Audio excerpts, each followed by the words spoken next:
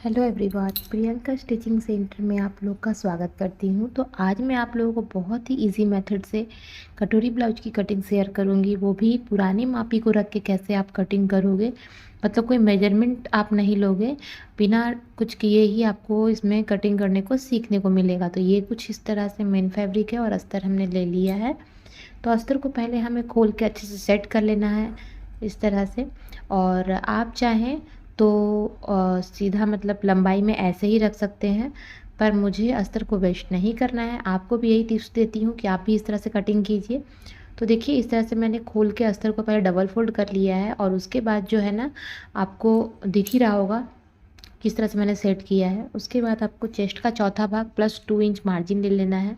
ठीक है, तो चेस्ट का चौथा भाग पहले ले लीजिए, उसके बाद मैं बताती हूँ कैसे क्या करना है। तो देखिए यहाँ पे आया है 8 इंच। ठीक है, तो 8 इंच में 2 इंच हम लूजिंग ऐड करेंगे तो हमारा 10 इंच आता है। ठीक है, तो देखिए इस तरह से निशान लगा देना है और कपड़े को हम उसमें ही उसी हिसाब से फोल्ड करेंगे। ओके, फोल्ड करने के बाद एक्स्ट्रा कपड़ा जो है हमने कट कर दिया है। अब हम लेंगे ब्लाउज का लेंथ। तो अब ऐसा बताती हूँ मैं आप लोगों को, ब्लाउज का लेंथ हमेशा बैक साइड से लेना चाहिए। तो जो भी आपका ब्लाउज का लेंथ हो आप वो ले लीजिए। देखिए इस तरह से मेजर करेंगे तो उसमें जो भी आपका लेंथ होगा उसमें 1 इंच आप प्लस कर दीजिए। यहाँ 13 इंच है, 1 इंच मैंने प्लस किया तो 14 इंच आया। ठीक है, ये निशान लगाने के बाद अस्तर को ऐसे फोल्ड कर लेना है। इस तरह से हमारा दोनों पार्ट कट के रेडी हो जाएगा। नीचे हमें 1 इंच और एक्स्ट्रा, नीचे के पार्ट के लिए हम 1 इंच और एक्स्ट्रा ले लिए हैं। अभी देखिए ब्लाउज को हमने अच्छे से सेट कर लिया है, आप देख सकते हैं पुरानी वाले ब्लाउज को। और उसके ऊपर एकदम बराबर से रखते हुए हम हाफ इंच मार्जिन बढ़ाते हुए ड्राइंग कर रहे हैं। आप देख सकते होंगे जहाँ शोल्डर है। आर्म होल कैसे करेंगे, देखिए ऐसे उंगली रखना है और हाथों से उंगली से दबाते हुए इसको ड्राइंग कर लेना है। तो देखिए एकदम ब्लाउज जैसे होता है वैसे ही नेक के साइड से भी हमने ड्राइंग कर लिया है। अभी आपको मैं दिखा देती हूँ कैसे कैसे हमें मेजरमेंट लेना है। यहाँ 5 आ रहा है, लेकिन हमारी तो स्टिचिंग के लिए भी अंदर थी ना कपड़ा, तो हाफ इंच एक्स्ट्रा लिया तो कितना आया, 5.5 आया। ठीक है, और हल्के हाथों से इसको आप गुलाई दे सकते हैं। नहीं भी दोगे तो जो कटिंग जैसे आपने ड्राइंग किया उससे भी कटिंग कर सकते हो। अभी नेक की बारी है। तो नेक देखिए 10 इंच पे है, तो मैं यहाँ 10.5 लूँगी हाफ इंच सिलाई मार्जिन के लिए। और यहाँ से गहराई मैंने 3.2 सूत पे दी हूँ, मतलब 3.2 सूत पे। और इस तरह से गले का शेप दे दी हूँ। आप चाहे तो कोई भी गले का शेप दे सकते हैं। तो अभी देखिए आप यहाँ पे आपको मैं ध्यान से दिखला दूँ कि आर्मोल का शेप जो है वो 5.5 इंच पे मैं दे रही हूँ। यही था ही उनका, और 1.5 इंच पे गोलाई।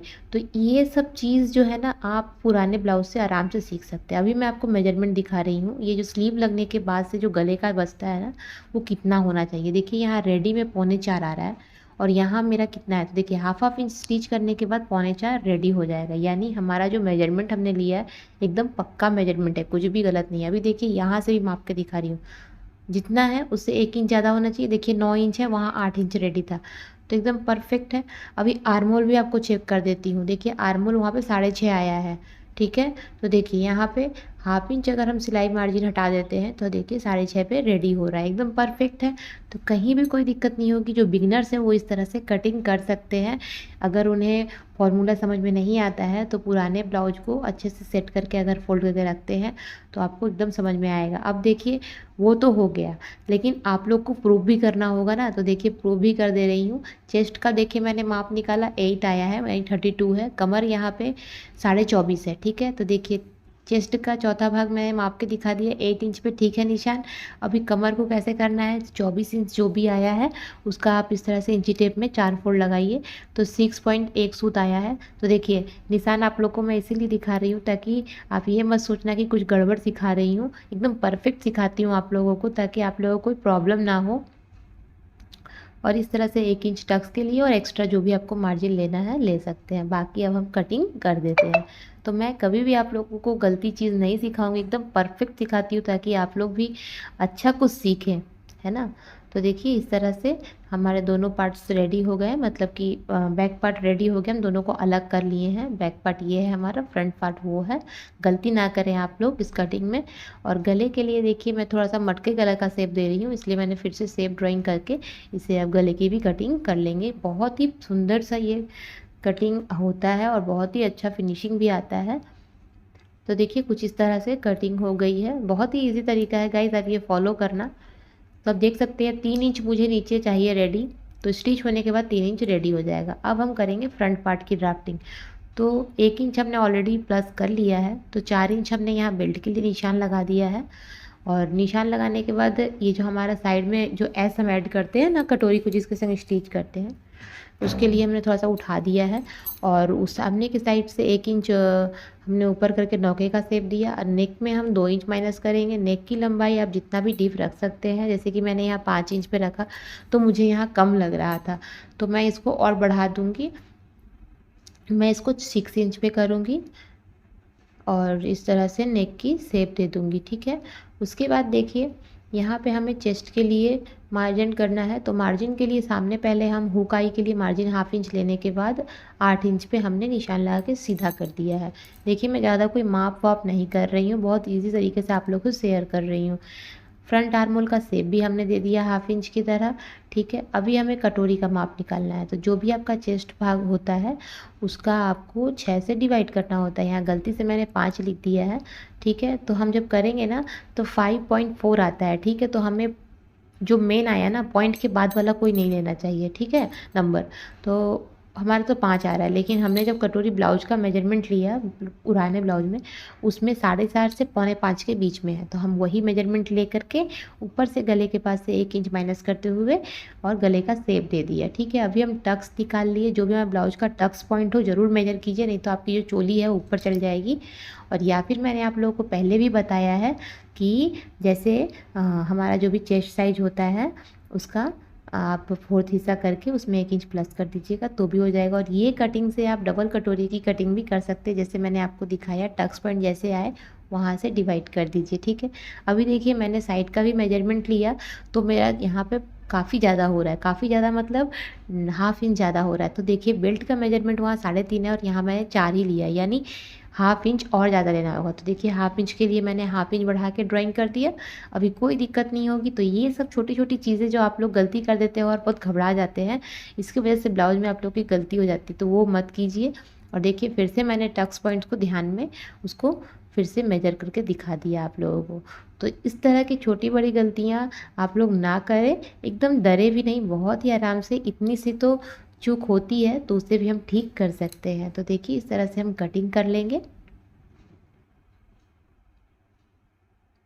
मेरी समझाने का तरीका अगर आप लोगों को अच्छा लगता है तो मेरे चैनल को प्लीज़ सब्सक्राइब कर दीजिएगा, लाइक भी ज़रूर कीजिएगा, पास में बेल आइकन को ज़रूर प्रेस कर दीजिएगा। तो देखिए ऑलमोस्ट कटिंग हो गई है। ये कटिंग, ये जो कटोरी है, अब इसे हमें दूसरे कपड़े पे रख करके इसे एज इट इज़ ड्राइंग कर लेना है जैसे है। तीरा होना चाहिए जो भी जिस कपड़े पे रखें, ठीक है। जिस टुकड़े पे रखें आप वो कपड़ा तीरा होना चाहिए। देखिए इस साइड से हमें 1.5 इंच लेना है, ठीक है। दूसरे साइड से भी हमें 1.5 इंच ही लेना है, ओके। ऊपर से हमें 1/2 इंच लेना है और इसको सीधा कर देंगे।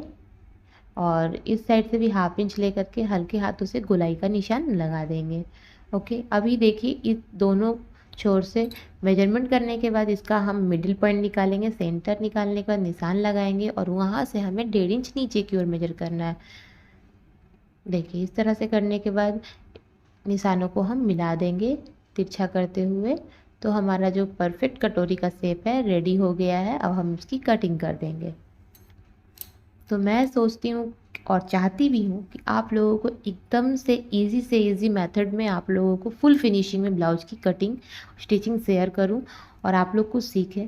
तो देखिए इस तरह से हमारी जो कटिंग हो गई है। अगर ये पूरा छोटा वाला जो है ना, इसे फेंकना मत, ये काम की चीज़ होती है। कभी हमें इसी साइज़ पे डबल कटोरी की कटिंग करनी हो या इसी साइज़ का सिंगल कटोरी भी करनी हो तो हम आराम से कर सकते हैं। तो देखिए सभी पार्ट्स की कटिंग हमारी हो गई है। स्लीव की कटिंग मैंने ऑलरेडी चैनल पे अपलोड किया हुआ है, तो आप वहाँ से जाके देख सकते हैं। वीडियो ज़्यादा बड़ा हो जाएगा इसलिए मैंने उसे शेयर नहीं किया है। तो देखिए कटोरी बनने के बाद कुछ इस तरह से क्रिएट होगी, तो बहुत ही परफेक्ट तरीके से ये बन के तैयार होती है। और अब मैं इसकी स्टिचिंग आप लोग को शेयर करूँगी। तो देखिए इस तरह से मैंने अस्तर को अटैच कर लिया है। एक पार्ट ही आपको सिल के दिखा रही हूँ मैं। तो इस तरह से हमें सेंटर बीच से कपड़े को फोल्ड कर देना है कटोरी को। और हमने ऑलरेडी पहले ही टक्स लगा दिए हैं इसमें निशान, और उस निशान पे हमें सिलाई को लगा लेना है, ठीक है। देखिए इस तरह से कटोरी रेडी हो गई है। अब हम साइड का जो क्रॉस है ना, उसे हम क्रॉस पट्टी या जिसे आप एस कहते हैं, उस को हम स्टिच करेंगे, ऊपर की साइड से स्टिच करेंगे और नीचे का कपड़ा जो है दोनों को पकड़ते हुए अच्छे से सिल लेंगे। देखिए तो थोड़ा सा भी ना चुन्नट वगैरह कुछ भी नहीं आएगा। और सॉरी गाइस, कैमरा थोड़ा हिल गया था इसलिए थोड़ा कम दिख रहा होगा स्टिचिंग आप लोगों को। अब हम नीचे का बेल्ट जो है उसे हम योक पट्टी को भी सिल देंगे इसी में, और जो हमने कटोरी जो सिला है उसको हम चुन्नट लगा देंगे वहाँ पे, मतलब फोल्ड कर देंगे, ठीक है। और ऊपर से एक सिलाई लगा देंगे। तो इस तरह से हमने दोनों पार्ट को रेडी कर लिया है, देख सकते हैं। तो दोनों पार्ट हमारी रेडी हो गई है। फाइनल लुक कैसा लग रहा है कमेंट में ज़रूर बताना। और भी कुछ पूछने का आप लोगों का मन हो या कुछ जानना चाहते हो तो मेरे कमेंट बॉक्स में कमेंट ज़रूर कीजिएगा। और फिर से आप लोगों को कह रही हूँ, आप लोग प्लीज़ मेरे लाइव में और मेरे चैनल के साथ जुड़ जाइए। और देखिए ये काज बटन वाली थी, तो ये कुछ इस तरह से है, और बैक का स्टिचिंग कुछ इस तरह से मैंने किया है, पाइपिंग लगा के इनविजिबल पाइपिंग की हूँ। तो अच्छा लगा हो तो लाइक शेयर कमेंट ज़रूर करना। मिलते हैं नेक्स्ट वीडियो में। Tata, thanks for watching.